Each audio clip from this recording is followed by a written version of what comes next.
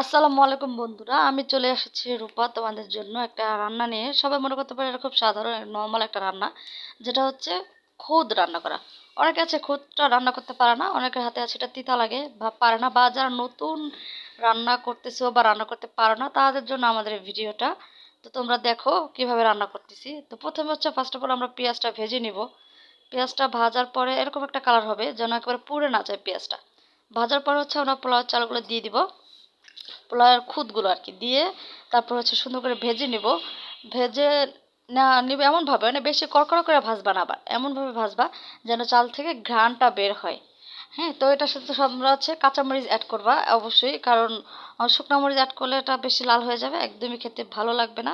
তো চালটা ভাজা শেষ হয়ে যাওয়ার পরে আমরা এটাতে অ্যাড করে দেবো পানি। তো পানির মাপটা হবে এরকম, 1 কাপ চাল নিলে 1 কাপ চালের জন্য 2 কাপ পানি, এরকম একটা মাপ অনুযায়ী তোমরা পানি দিয়ে দিবা। তারপর দিয়ে দিবা স্বাদ মতো লবণ, তোমরা যেরকম লবণ খাইতে আর কি পছন্দ করো। তারপর দিয়ে দিবে একটুখানি হলুদ, একটু কালারের জন্য আর কি। তোমরা এটা স্কিপও করতে পারো, কারণ সাদা সাদা যেটা খাবার ওটা আমার ভালো লাগে না, মনে হয় আমি খাবার কি খাবো, খাবারই আমাকে খেয়ে ফেলবে, এরকম লাগে আর কি। তো এই জন্য আমি হলুদটা অ্যাড করে দিয়েছি, তোমরা পারলে চাইলে এটা স্কিপও করে যেতে পারো, কোনো সমস্যা নেই। তো দেন যেটা ভুলে গিয়েছিলাম, সেটা হয়েছে গরম মশলাটা অ্যাড করা। তো তোমরা যারা গরম মশলাটা খাও না তারা হচ্ছে এটা স্কিপ করতে পারো, আর যারা খাও তারা দিয়ে দেবা তেজপাতা, ছাল, এলাচ এগুলো দিয়ে দেবা। তো আমিও আগে খাইতাম না মশলা, আমার জামাই বেটার জন্য খাইতে হয়, কারণ উনি হচ্ছে মশলা ছাড়া কিছু খাইতেই পারে না। তো যারা আমার জন্য মতো আর কি মশলা পছন্দ করো তারা এটা স্কিপ করতে পারো, আর যারা খাও তারা দিতে পারো। তো স্বামীর জন্য অনেক কিছুই খাইতে হয়, সেটা বলার বাইরে, মেয়েদের জীবনটাই এরকম। তো তারপরে হচ্ছে দেখবা ভাতটা যখন বলকা হবে, পানিটা যখন বলকানোর পরে ঢেকে দেবা, ঢেকে দেওয়ার পর হচ্ছে এরকম একটা রেজাল্ট আসবে।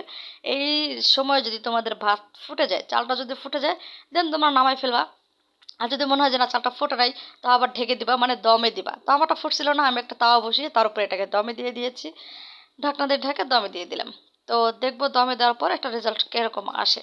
তো এর ভিতরে একটা কথা, অনেকে আছে যারা নতুন বিয়ে করতে চাও বা বিয়ে করছো, রান্না বাড়া কিছুই পারো না, তাদের জন্য আমার এই ভিডিওটা। তোমরা যদি ফেসবুক পেজ বা টিকটক থেকে দেখে থাকো অবশ্যই ফলো করে পাশে থাকবা, আর যদি ইউটিউব চ্যানেল থেকে দেখো অবশ্যই সাবস্ক্রাইব করে অল বাটন ক্লিক করে দেবা, যাতে আমার ভিডিও সর্বপ্রথম তোমার কাছে নোটিফিকেশন চলে যায় এবং তোমরা দেখে শিখে নিতে পারো। তো যারা হচ্ছে বিয়ের জন্য রান্নাবাড়া শিখতে চাও তারা আমারটা দেখতেই পারো, কারণ আমিও প্রথম থেকে শিখে শিখে এ পর্যন্ত আসছি, কারণ বিয়ের আগে ভাই আমি রান্নাঘরে পাও দিতাম না। তো আমার মতো যারা ছিল তারা হচ্ছে আমার এই প্রথমের জার্নির থেকে শুরু করা। তো তোমরা দেখে দেখে শিখে নিতে পারো। বিয়ের পর রান্না খারাপ হলে ভাই জামাইয়ের অনেক কথা শুনতে হয়, তো রান্নাটা শিখে নাও চট করে। তো দেখো ফাইনাল লুক কিরকম আসছে, অনেক সুন্দর হয়েছে কিন্তু পোলার খুদটা। তাই একই নিয়মে তোমরা অন্য অন্য সব ধরনের খুদ রান্না করে নিতে পারো। মজা হয়েছে কিন্তু, জাস্ট একদম অসম হয় এভাবে রান্না করা। ধন্যবাদ সবাইকে পাশে। তো রান্না করা হয়ে গেলে দেখো ফাইনাল লুক, আমি 2 ধরনের ভর্তা দিয়ে নিয়েছি, অনেক মজা লাগে এটা খাইতে। তো তোমরাও এটা ট্রাই করতে পারো যারা নতুন, আমি আশা করি তোমাদের সবার অনেক বেশি ভালো লাগবে। তো অবশ্যই তোমাদের রিকোয়েস্ট রইলো এটা তোমরা ট্রাই করবা এবং অবশ্যই আমার পাশে থাকবে এবং আমাকে সাপোর্ট করবা। ধন্যবাদ সবাইকে।